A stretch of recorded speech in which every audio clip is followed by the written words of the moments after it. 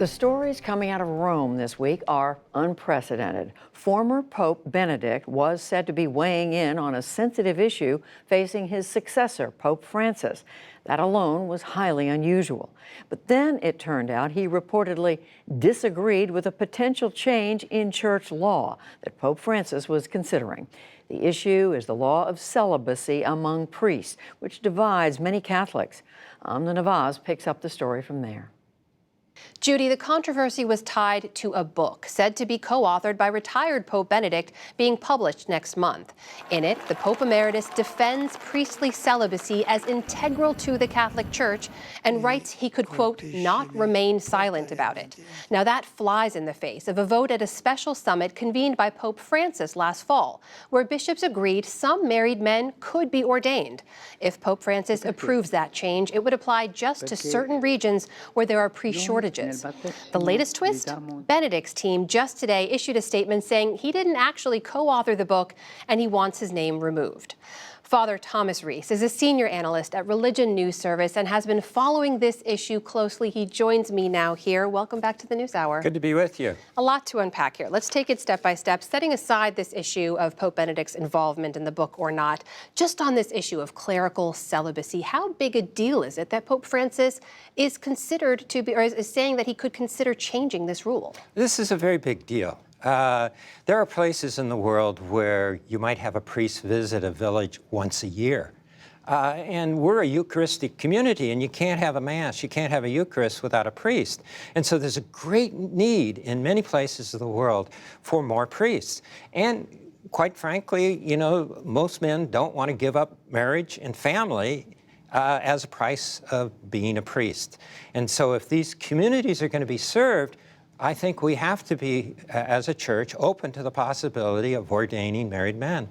This is very clearly a point of division within the church, though, correct? There's a lot of argument. I think most people in the pews, as soon as you ask them, do you want Mass on Sunday? And they'll say yes, and they'll say yes to married clergy because they want Mass on Sunday. It's a small conservative minority that's really fighting this. A small conservative minority, but there is now this book that argues for it. Pope Benedict's name was attached to the book. He's now saying, and his team is saying, he's not well. He didn't actually agree to co-author this book. He wants his name removed. His co-author has said that's not true.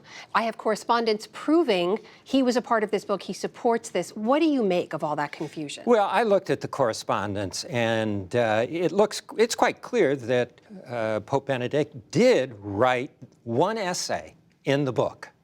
That doesn't make him the co-author of the book. And Cardinal Sarah was trying to say that he also worked on the introduction and the conclusion in the book.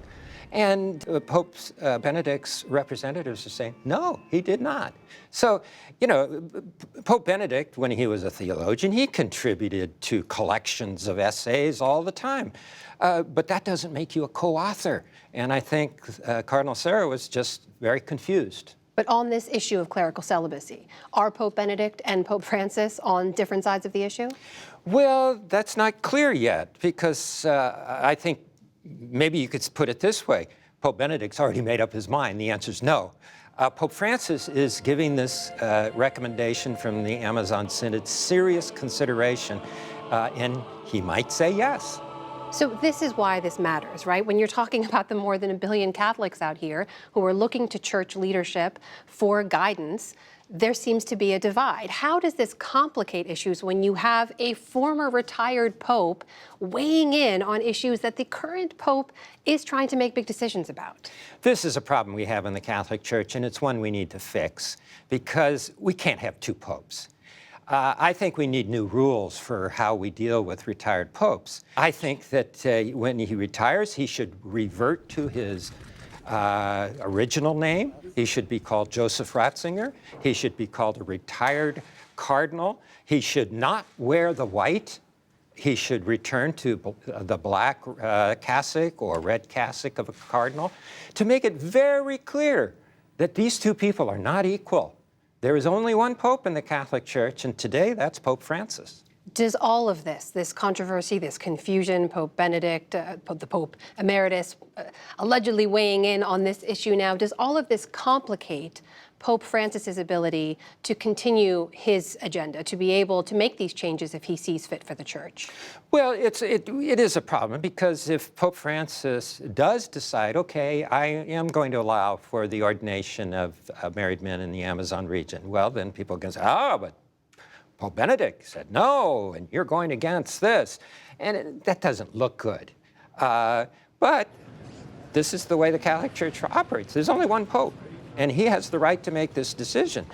And, Pope Benedict recognizes that. He would accept whatever decision Pope Francis makes. And the people who are always quoting Pope Benedict should realize that and be ready to accept whatever decision Pope Francis makes. It's a complicated topic. We're going to continue to follow it here. Father Thomas Reese, thank you as always for being here. Good to be with you.